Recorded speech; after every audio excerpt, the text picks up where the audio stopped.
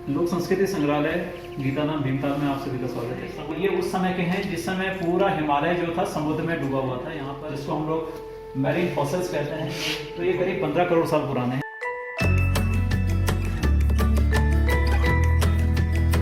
लोक संस्कृति संग्रहालय गीतानाम भीमताल में आप सभी का स्वागत है।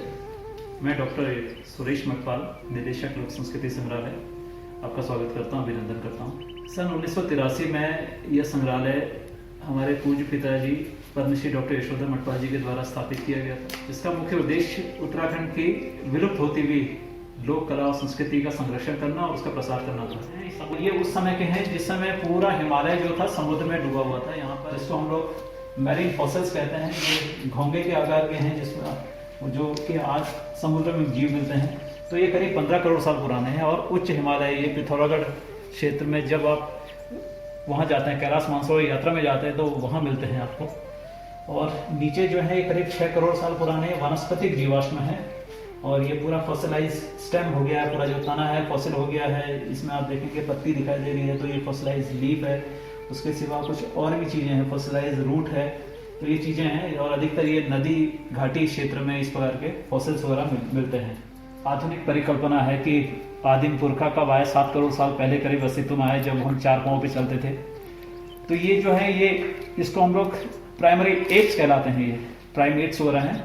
और धीरे धीरे जब विकास हुआ तो वो 2 पाँव में चलना उसने शुरू किया। फिर धीरे धीरे जो हमारा वर्तमान मानव, जिसको हम लोग होमो सेपियंस सेपियंस कहते हैं, वो करीब 40 से भी दिखा रखा है कि कब आँख की खोज हुई, कब उसने खेती करना सीखा और कब वो है। और आज जो है हमारे चिंपांजी, ओरंगुटान और गोरिल्ला, 3 जो है हमारे निकट के जो रिश्तेदार हैं। हम कहते हैं बंदर हमारे पूर्वज नहीं थे, हमारे जो पूर्वज जो प्राइमेट्स वगैरह थे, तो 4 है उसमें। एक तो होमो सेपियंस मैन है, उसके सिवा गोरिल्ला, ओरंगुटान और चिंपांजी, ये 3 हमसे। और इसकी खास बात है कि इनकी पूंछ नहीं होती। और उसी समय जब ये आया, करीब 1 लाख साल पहले, जो ये पत्थर के औजार आप देख रहे हैं, ये मानव जब शुरुआत में आया तो उसने गुफाओं में रहना शुरू किया, जंगल में रहता था, खाना बदोश वाली प्रकृति हुआ करती थी उसकी, और खेती वगैरह करना नहीं जानता था। शुरुआत में जंगली जानवर मारता था। तो उसने सबसे पहले जो है, जो उसके आसपास जो पत्थर देखे उसने, तो पत्थर को उसने तराश करके पत्थर के औजार बनाए। उस दौरान में ये पत्थर के औजार थे और ये अलग अलग प्रकार के होते हैं। उसमें कुछ खोदने के हैं, कुछ छीलने के हैं, कुछ काटने के हैं, ये अलग अलग हैं। पहले बड़े पत्थर के औजार हुआ करते थे, बाद में धीरे धीरे पॉलिश करके उसने छोटे ब्लेड्स वाले औजार बनाना शुरू किया।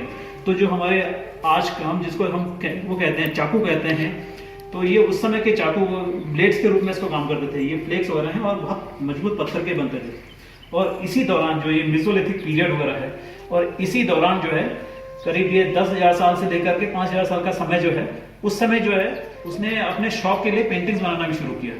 हमारी एक सेपरेट आर्ट गैलरी है, केव आर्ट गैलरी, तो वहाँ पर आप उनके आदि मानव के द्वारा बनाए हुए चित्र वगैरह भी देखेंगे। तो इससे खुदाई में पत्थर के वो भी मिलते हैं, रंग भी मिलते हैं, पीला रंग, हरा रंग और लाल रंग वगैरह। सबसे ज्यादा तो लाल रंग वगैरह यूज हुआ है। उसके बाद जो 7,000 साल पुराना जो पीरियड है, उसमें जो है उसने मिट्टी के बर्तन बनाना भी सीख लिया था।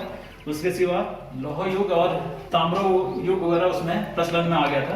तो उस समय के औजार होते हैं। और उत्तराखंड में भी ऐसी करीब 500 ऐसी आर्कियोलॉजिकल साइट्स वगैरह हैं जहाँ पर इस प्रकार के अवशेष वगैरह मिलते हैं। अगला है आग जलाने का तरीका है ये पुराना, कि जब माचिस का आविष्कार नहीं हुआ था तो उस समय आग, चिंगारी के द्वारा आग जलाई जाती थी। धार्मिक कार्यों में प्रयोग में आने वाले निशान हैं। तो वैद्य में यूज होने वाली जो चीजें हैं, हरण श्रृंग है, ये कॉर्क बनाने का है, ये दवा करने का है, कई चीजें ऐसी हैं जो उपयोग में आती थी। और एक बहुत बड़ा ये हमारा दौर है कि लोगों को जानकारी के अभाव में लोगों ने अपनी जो संपन्न विरासत थी वो बेच भी दी। कबाड़ी आते थे गांव में और उनको स्टील या एल्यूमिनियम के बर्तन दे जाते थे और असली उनके जो बर्तन थे वो ले जाते थे। तो जानकारी का अभाव था। ये सब पानी के बर्तन के जो हैं वो हैं आप तांबे के जो घड़े वगैरह होते हैं, ये हमारी परात वगैरह हैं। और ये हमारे सब बड़े बर्तन हैं। जो पुरानी परंपराएं हैं उसका कहीं ना कहीं हमारा वो रिवाइवल हो रहा है। अगर देखा जाए तो बड़े बड़े होटल्स में, अगर देहरादून में भी दून दरबार में अगर देखा जाए, हांडी में बिरयानी बनाने का एक कल्चर वहाँ पे अभी चल रहा है। तो वो इसी तरीके की हांडी होती है मिट्टी की, उसके ऊपर से उसमें मिट्टी का ढक्कन होता है, ढक्कन को जो है पूरा सील करके वो बिरयानी रख देते हैं उसके अंदर, वो बन जाती है। तो ये उसी तरीके का एक पुराना जो साइंस है, ये वही कहा जा सकता है।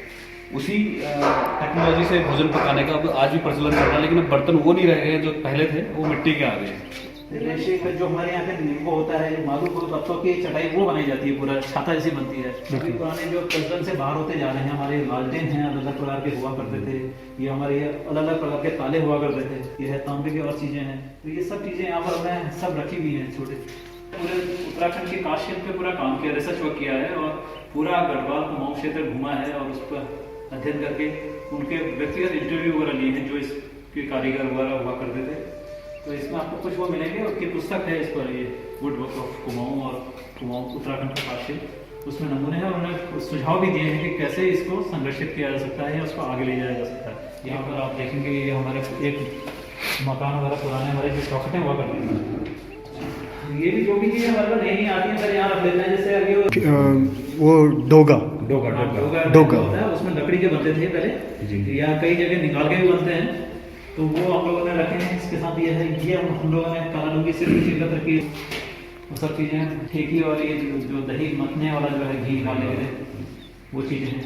वो है एक हमारे जो उत्तराखंड का कोई गाँव है वो कैसा होता है, पीछे हिमालय दिख रहा है, बीच में जंगल का हिस्सा है और फिर जो ऊपरी हिस्सा है वहाँ पर गांव होता था और नीचे जो तालाब वाला हिस्सा होता था जहाँ वहाँ सबसे ज़्यादा कृषि वगैरह हो सकती थी, जहाँ सिंचाई हो सकती थी, वहाँ खेती होती थी और नीचे से नदी बहती थी। तो उसका एक 3 डायमेंशनल बैरोगा बनाया हुआ है।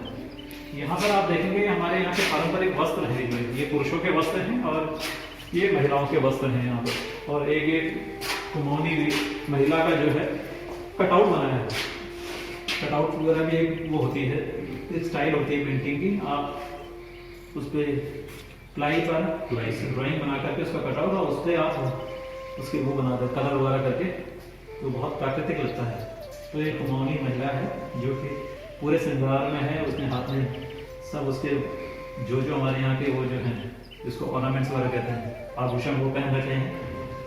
तो ये हमारे पुराने हैं, ये भी करीबन 200 साल पुराने भी हैं। इसमें जो चीज़ें हमारे दादी से वाला होगा, हाँ पुराने ऐसी कोई भी पुरानी चीज़ वगैरह जो आपके यहाँ विलुप्त हो रही है, नष्ट हो रही है, उसको आप यहाँ दे जाएं संग्रहालय में तो यहाँ सुरक्षित हो जाएंगे। बिल्कुल ये लकड़ी और पत्थर के बर्तन हैं, ये जितने देख रहे हैं ये पत्थर वाले हैं जो कि पहले दूध दही के उपकरण हुआ करते थे।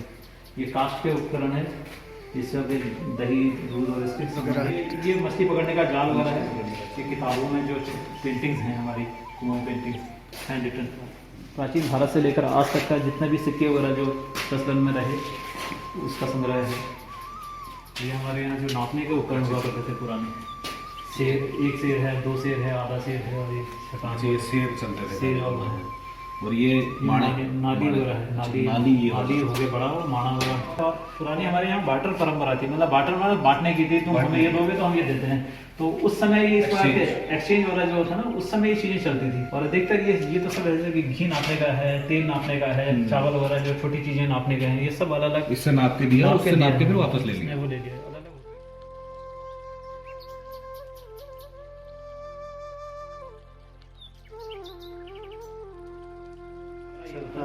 वो ढोल होता है और वो दमाऊ होता है, छोटा वाला है।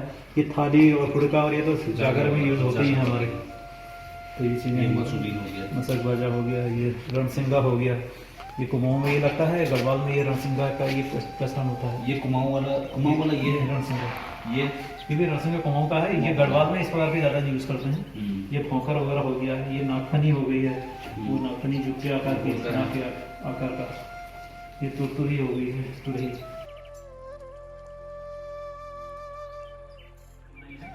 तो ये जो है ये फाइन आर्ट गैलरी है और बाबूजी का मीडियम जो रहा है वो वाटर कलर रहा है मुख्य रूप से। वाटर कलर पेंटिंग्स हैं जो कागज पे बनाई जाती हैं। वाटर कलर को सबसे टफेस्ट मीडियम और ट्रांसपेरेंट मीडियम माना जाता है और सबसे ज़्यादा सुंदरता जो है पेंटिंग्स की वाटर उसी में निकलती है, कागज पे निकलती है। और ये पेंटिंग्स भी उन्होंने बनाई है। तो यहाँ आपको एक तो स्पॉट पेंटिंग मिलेगी। स्पॉट पेंटिंग माने कि वहीं पर बैठ करके स्पॉट में बैठ के बनाई हुई है। दूसरा स्टिल लाइफ की पेंटिंग मिलेगी। आपने कुछ वो किया, सामने कोई चीज़ें रखी हैं, जैसे ये है, ये स्टिल लाइफ है। आपने एक वो गुलदस्ता वो किया, घड़े में रखा, उन्होंने फूल बनाया, उसका वो आपने शौक के लिए वैसे बनाते हैं ना। लेकिन बाबूजी की तो पूरी तपस्या है, देखा जाए तो इसको 6 महीने लगे पेंटिंग बनाने में। कितना टाइम लगा इसको कंपोज करना, एक एक ड्राइंग्स को बनाना, सोचना, ये करना, इसको सब। ये सबसे बड़ी चीज़ कंपोजिशन ही सबसे बड़ा पहले होता है। हर चीज़ देखनी भी कि कहाँ पर कौन सी चीज़ फिट होगी, क्या होगा। और ऐसा होता है रियल में, और हमारे संस्कृति से भी मिलती जुलती है। आजकल वो आप देख रहे होंगे, ये है उसमें गेरू का चीज लगा के ना सब, ये एपण दिख रही है ना, देखो कितनी चीजें दिख रही है यहाँ पर। हमारी चटाइयाँ वो लगा रही, लूटा लगा रही है स्टॉक के साथ हाँ, वो दिखा रहा है। माल्टे का पेड़ भी दिख रहा है, वहाँ पया भी खिल रहा है, पीछे तुन का पेड़ भी दिख रहा है, ऊपर देवी था मंदिर भी दिख रहा है, खेत भी है, पहाड़ भी है, पीछे मकान भी है। ये तक दिखा रखा है इतना कि बंटवारा हो गया तो उसका मकान का रंग भी अलग अलग कर दिया है। पानी भी दिख रही है आपको, ऐसा ये क्रॉस करने के लिए बनाते थे हमारे यहाँ। ये देखो पानी के बर्तन वगैरह दिख रहे हैं। ये रामदत्त जोशी जी जिनका पंचांग चलता है, उनके घर का है रामदत्त जोशी भीमबेट का। वहाँ सबसे बड़ा वो है लखोडियार में भी हाँ लकड़ियाँ है, यहाँ लगाते हैं लकड़ियाँ भी। तो यहाँ पर क्यों एक सब देखे रखे हैं, लकड़ियाँ का ही है।